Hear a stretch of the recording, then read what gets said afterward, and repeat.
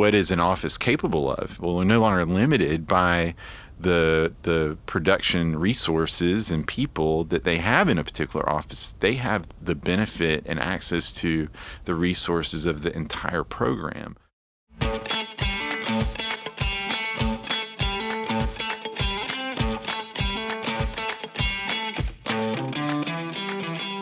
Welcome to SSR On Air. I'm Mike Rogers, your host for this monthly podcast brought to you by Smith Seckman Reed. Tune in as I interview leaders, colleagues, and clients about what is going on internally at SSR and in the larger engineering community. So today we've got William Loeffel in with us, and we got Simon Gandica, who's in our Microsoft Teams window here, joining us. How you doing, Simon? I'm doing great. How are you? Good. I'm doing good. Thanks for joining us here today on SSR On Air. Appreciate you guys taking some time to talk about all the things you're working on and glad to be here and other things. So I'm gonna hit you with some questions and let you guys carry the show. Okay. So first, I just wanted to kind of start a little bit with your both of you a little bit and what your roles are now and kind of what you do at SSR and William, why don't you kick that off? Okay.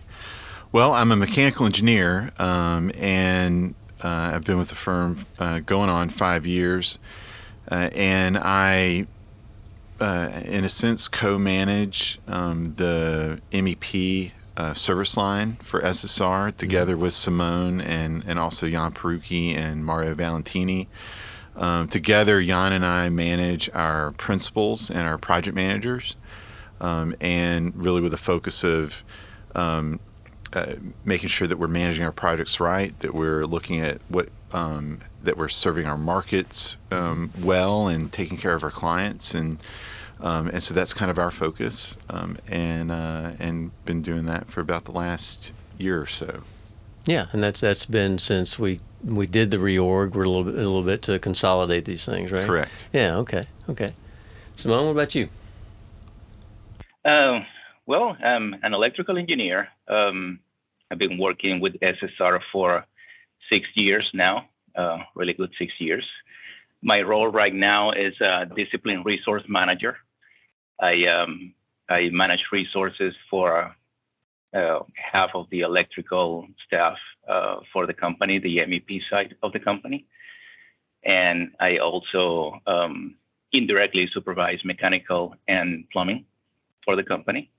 As William said, we tag team kind of to run the MEP side of the business, Jan, William, and Mario, and myself.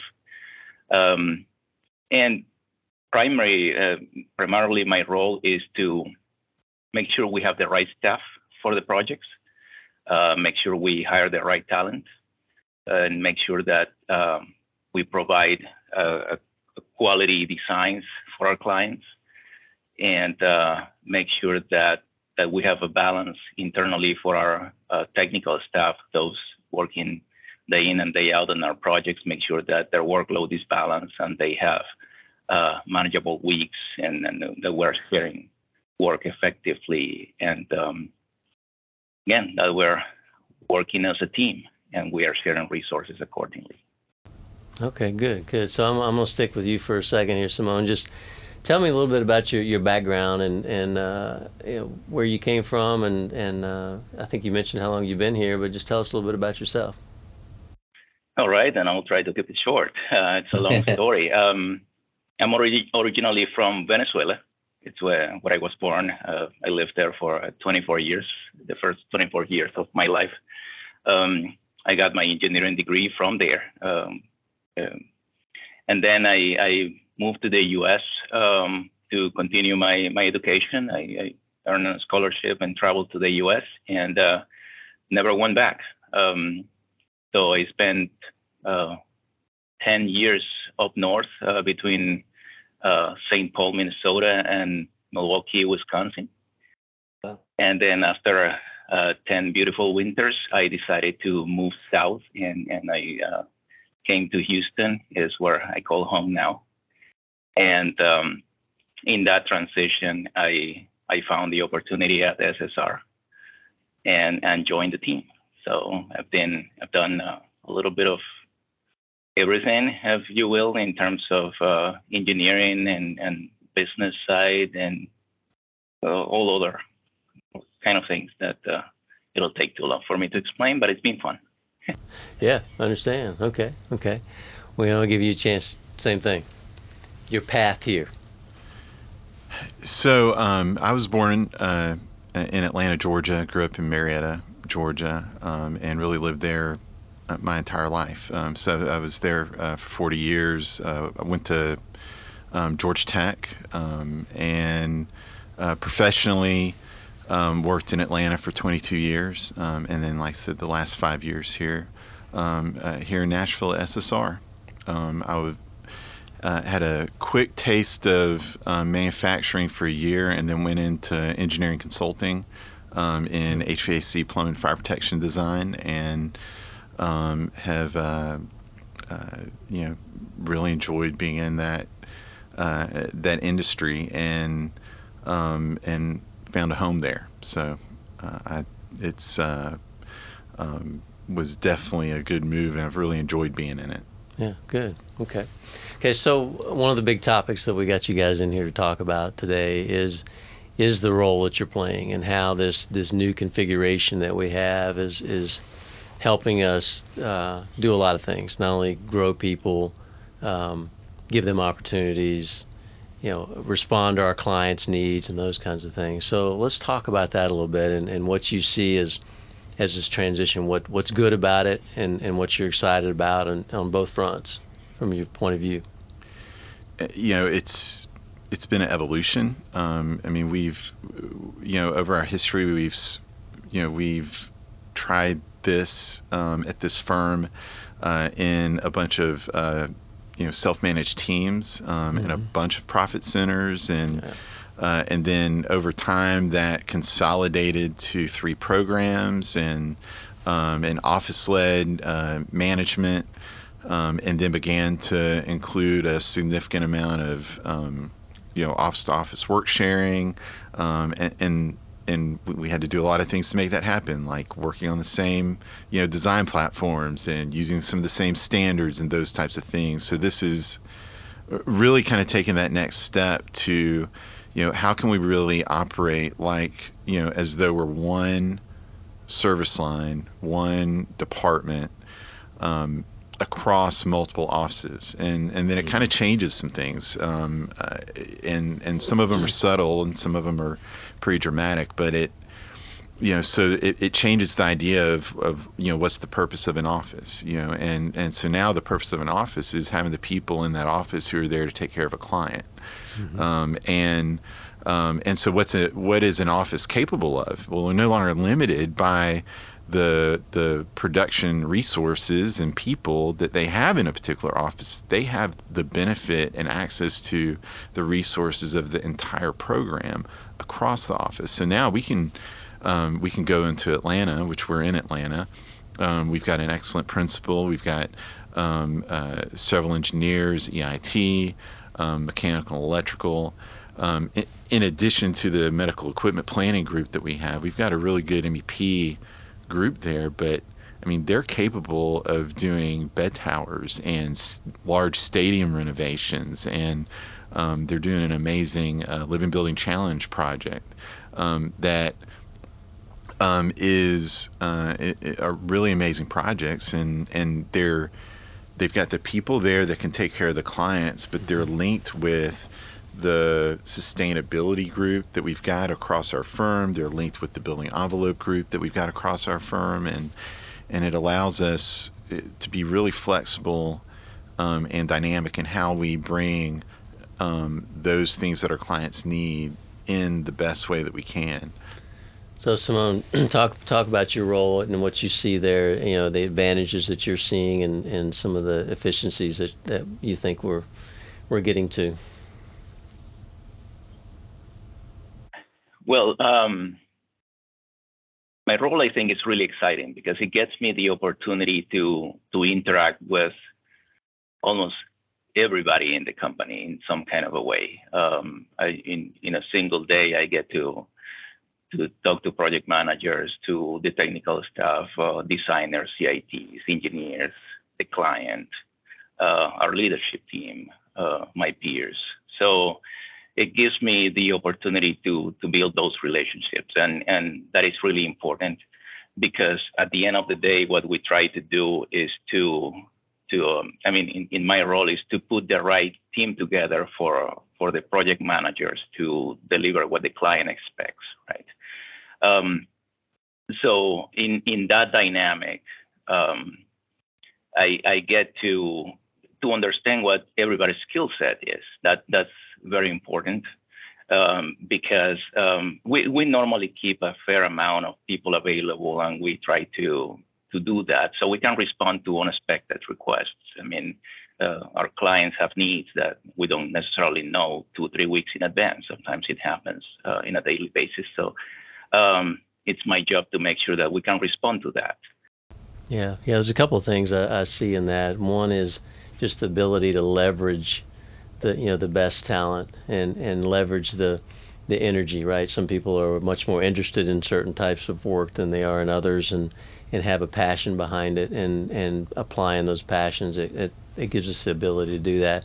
And then the other thing is what you touched on with how you have to listen to what the question is in order to provide the appropriate response. And so I think that brings us closer to the clients and what their needs are, because you're really thinking about how can we respond to this in the best way. So it's a close to client.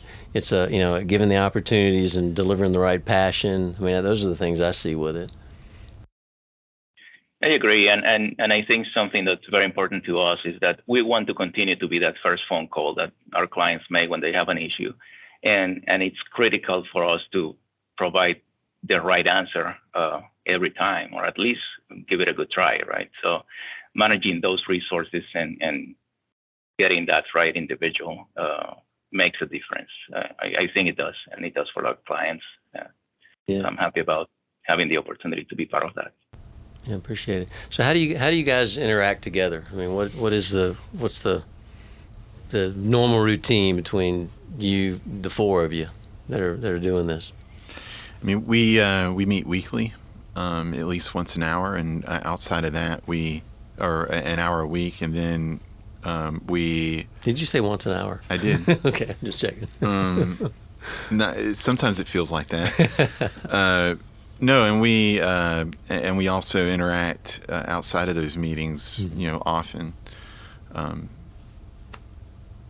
Whenever something comes up, I'm sure. For sure. Yeah. I mean, anytime our team needs a new project, a new team, it's not a foregone conclusion who that team is. I mean, they're needing to get that reviewed, approved, staffed, with support from Mario and Simone, and the DRMs that work for them, and that is a daily interaction. So you mentioned the DRMs, discipline resource managers. How do they plug into this process? Not sure who's best to answer that. Well, I'll just say, I mean, Simone, you can, maybe speak to it, but my experience with it is Mario is the lead DRM. He's also the electrical DRM. So that means any electrical team members, our side of the Mississippi is generally going to Mario for electrical staff. Okay. Mechanically, that would be Chris Loftus. Plumbing would be Matt Clark. And again, any mechanical or plumbing staff that they need, they're going to those guys. And it's really their job to make sure that these projects are staffed properly. It's also our PM's job to make sure they're scheduled properly, and that's kind of a bit of a handshake and a partnership between them. Yeah. So let me just change perspective then. So from the perspective of a project manager, how do they interface with this process in this system? What do they see on their end? What are they responsible for, and how do they participate in that? Well, a project manager gets a project. They set up a project, and when they do that, they begin to define an expectation of what the hours needs and what the hours required for each discipline and different roles on the project, and that kind of becomes the demand on the technical team's resources. And so it's at that point that they're interacting with our DRMs to request team members. Yeah, I understand that. So another perspective is from the folks that are doing most of the production, heavy lifting, in the design. And Simone, you probably can answer that. What does it look like? What's their interface as they look up into this? Well, I want to believe that we're making their lives a little bit more predictable. I think that has been the biggest difference. In the past, in the previous system, we had there were multiple lines of communication because there was a direct communication between the project managers and the teams on specific needs, and this was above and beyond the planning phase. So someone had a need, and there was a designer or an engineer that had worked in that project before. Well, it was logic to go and reach out to the team and ask them to do this addendum that just came up, right? Now, the PMs don't have visibility to what each other is doing. They are focusing on their clients, they are focusing on their projects, and that's the intent. So the technical staff, those individuals doing the production and the drawing and the designs and all that, they are in the middle of multiple priorities. And it was unfair to expect them to make a decision as to which project to prioritize and deliver the ones they thought it was the most important without having all the facts in front of them. So that's one thing we're focusing on. We're trying to have a wider visibility. In my role, I have visibility to what all the PMs are doing, what all the priorities are for them. And for them, they are all important. So I have the ability to talk to all of them and find out which one we need to do first, which one we can transfer to a person that might be available. And at that point, we can make a 60-hour week for someone because all these priorities came unexpectedly. A 40-hour week, a 42 or 43-hour week that is more manageable. One of the things that I've been saying on when I'm talking to clients is that because they always ask how big is SSR, what's our capacity, and that kind of thing, and I always talk about, well, we're 450 people. We in the MEP world we're this, and I can without any problem on my conscience say we have 200 people that are in the MEP world that can work together across all the offices, and I think a lot of our competitors don't do that. They may have 500 people, but they can't do that, and I think people know that. So I find that people ask me questions about that. How do you guys do that? How does that work, right? And so we start this conversation, and I always point back to, or at least recently, to the Allegiant Stadium process, and we had, one time we had 40 people working on it across 6 offices, and the clients, they just knew that there were 40 people working on it. They knew the faces of the people and the names, but they had no idea where they were. That's right. Because it was pretty seamless and it was well done, and I think that it could not have been done just a few years ago. So talk about the overall makeup of the groups. I know you mentioned a little bit east of the Mississippi and west, and then about how many projects are we working on right now actively? It's about 300,000 hours that we manage in a year. The production time that we manage, that's close to 200 full-time equivalent to deliver the 1,000 plus. I don't have that number on top of my head, how many projects, but there are a lot of projects. So whatever number is out there, that's awesome. Mind blowing, and there are probably an equal amount of things that we don't track. The phone calls that, our clients call us for things that they never become a project, and we're there, we're available to make that field visit and bounce some ideas about this new infrastructure that they want to allocate some money for 2025. All those things take time. and we're happy to do it because that gave us that interaction, that learning about the projects, and contributing to defining the scope early enough so it's either us or anyone else developing that project in 2-3 years later. At least it was properly defined and the budget was there. So we do a lot of that, and that plays a huge role in the number of things above and beyond just the typical project that we do every day. So Simone, the question is, as our colleagues come into this structure, how do we help grow them? How does it further their career? How do we train them to be, something better in 5 years, something bigger? Yeah, that's a good question. There are multiple efforts going on to continue to improve that experience for our new younger colleagues coming out of college or a year, 2 years into their careers. Our EPIC group, it's developing a lot of training and having a lot of conversations to formalize that. So it's pretty much, there are 3 pieces that contribute to that development. One of them is the formal training that, again, our technical resources in the company are developing for our younger staff just joining the company to make sure that they have the right foundation and the right tools to be successful in their careers. The second one is that we assign a mentor, either in the office or in a different office. Again, the right person for someone early in their careers might not be a senior engineer. It might be maybe an engineer one who still remember what it is to be an EIT. So we go through that thought process and we assign that mentor.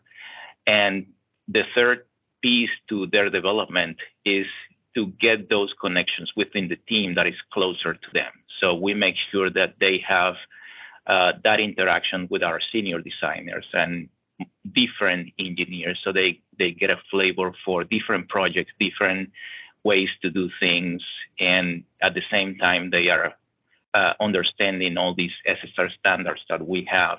So we bring consistency to our final product. So there has been a lot of effort and time put into those programs. We're making a conscious effort to continue to hire